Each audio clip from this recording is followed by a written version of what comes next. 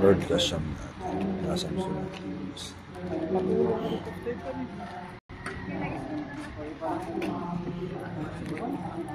Kasyam mga Panginoon.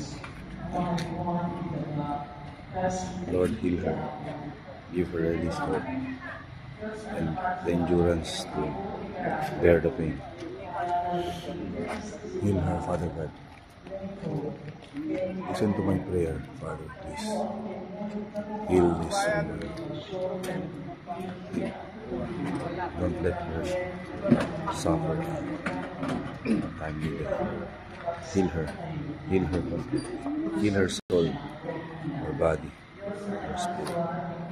Please, Lord. Make her well.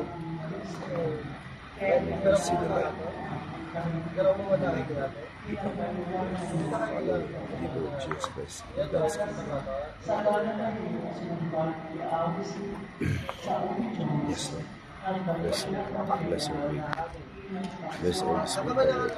Bless all of them, Lord. Bless all of them.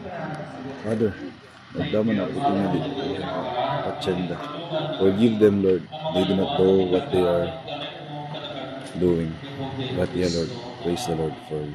We praise you. We praise you for this church, Lord. Salamat lang ako sa Church of Christ sa damit ng pagkurangan. Forgive them, Father. We do not know what we are doing. Forgive us. Have mercy on us.